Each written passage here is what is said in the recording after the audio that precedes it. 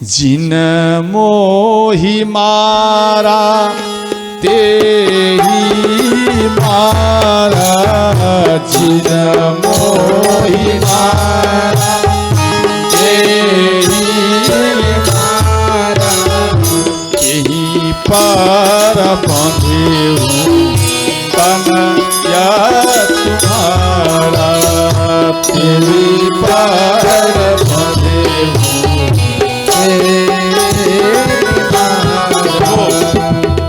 कर जिन मोहि मारा ते ही मारा, अर्थात जो हमको मारे हम उसको मार दिए। और उस पर भी आपका पुत्र बहुत बड़ा गलती क्या है? बोले क्या? हमको बांध कर लाया है।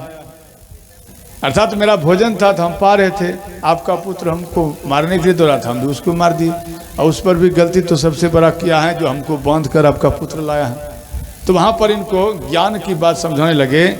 हे लंकापति रावण, आप ऐसा करो, आप भगवान श्री राम से बैर त्याग कर, आप एक काम करो, बैर त्याग कर भगवान श्री राम के शरण में चले जाओ और क्षमा मांग कर माँ सीता को पुनः वापस करो। इनके बाद आप भगवान श्री राम का आशीर्वाद लेकर आप लंका में राज्य करो। बोलते वृंदावन बिहारी लाल की जय। तो ध्यान देना मेरी मैया, यहाँ पर कई प्रकार से इनको समझाए। तो इनके बात को सुनकर लंकापति रावण क्रोधित हो गए। तो इतने में श्री विभीषण जी आए और मारने के लिए भी ये खड़े हो गए लंकापति रावण।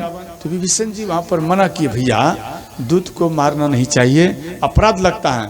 तो इधर लंकापति रावण और विभीषण जी चर्चा कर रहे हैं, बात कर रहे हैं, और इधर हनुमान जी पूंछ को पकड़कर चुम्बन कर रहे हैं और प्रणाम कर रहे हैं। तो अंत में बोले विभीषण जी एक काम कीजिए, दंड देकर दूत को छोड़ देना चाहिए, मारना नहीं चाहिए, अपराध लगता है। बोले अच्छा, दंड देना चाहिए? बोले हाँ। तो वहां पर लंकापति रावण सोचे जे कौन सा दंड दूं? तो चुम्बन जो कर रहे थे पूंछ में, बोले अरे ये बंदर का तो पूंछ बड़ा प्रिय होता है, एक काम करो इनके पूंछ में ही आग लगा दो तो अच्छा है। आदेश दिए जी पूंछ में आग लगाओ। अब इनको ले गए, लात भी मारता है और पूंछ में कपड़े को लपेट रहे हैं, समझ गए? पूंछ में कपड़े को लपेट रहे हैं और हनुमान जी कौतुक किए, बड़ा कर दे पूंछ को।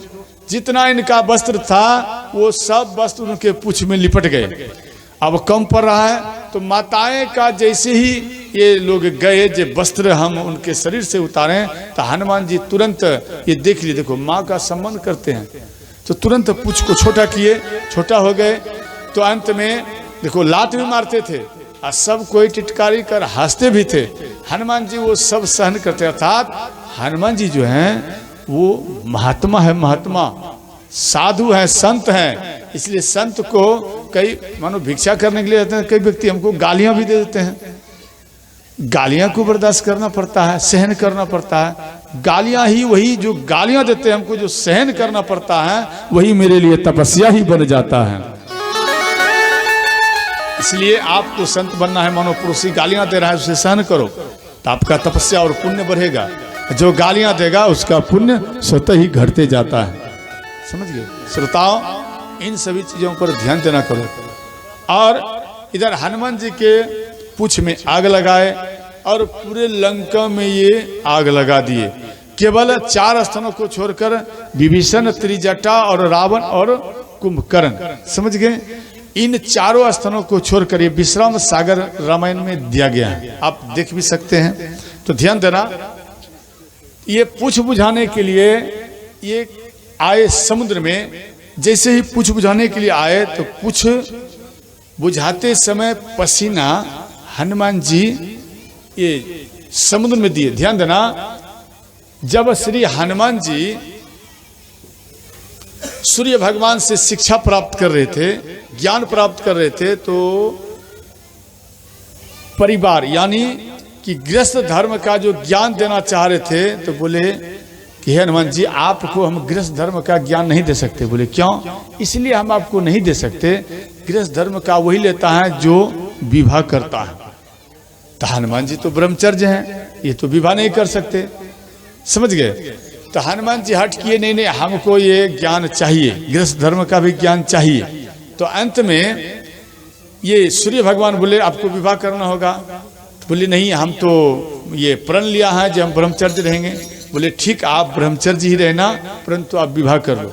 पति पत्नी भी ब्रह्मचर्य रहते हैं, समझ गए। आप ऐसा मत सोचना कि विवाह करने के बाद ब्रह्मचर्य नहीं रहते हैं, परंतु आप अपने पत्नी के रूप मानो पत्नी को अपने हृदय में बिठा लो और आप पत्नी के हृदय में बैठ जाओ, समझ गए। अर्थात दोनों का नयन दूसरे के प्रति न जाए तो उसे ब्रह्मचर्य ही माना जाता है। और यहाँ पर हनुमान जी को बोले आप विवाह करो, तो सूर्य भगवान अपनी पुत्री सुवर्चला के साथ श्री हनुमान जी का विवाह कराए। इनके बाद सुवर्चला तपस्या करने के लिए ये चली गई। विवाह करने के तुरंत वो सुवर्चला तपस्या करने के लिए गई। तो हर माँ के मन में ये सोच रहता है कि कम से कम हम माँ बने, समझ गए, एक संतान हमारा होना चाहिए।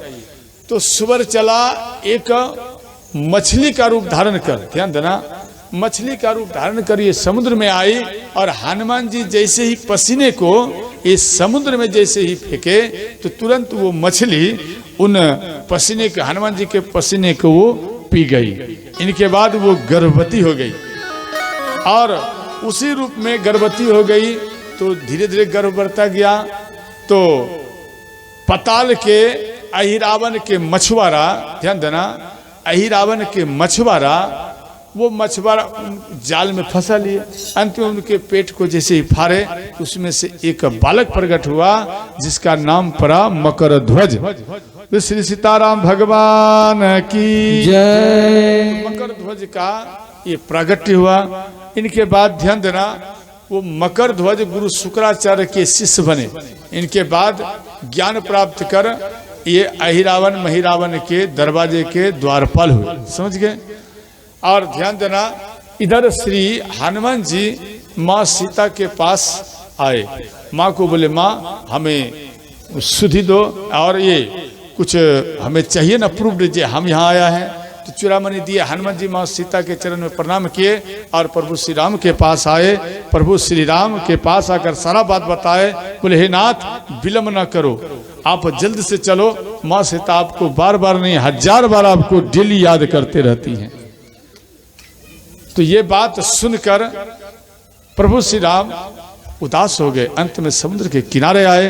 ध्यान देना, इधर प्रभु श्री राम समुद्र के किनारे आए, उधर मालूम पड़े लंकापति रावण को। तो लंकापति रावण, ध्यान देना, लंकापति रावण वो बैठक बिठाए और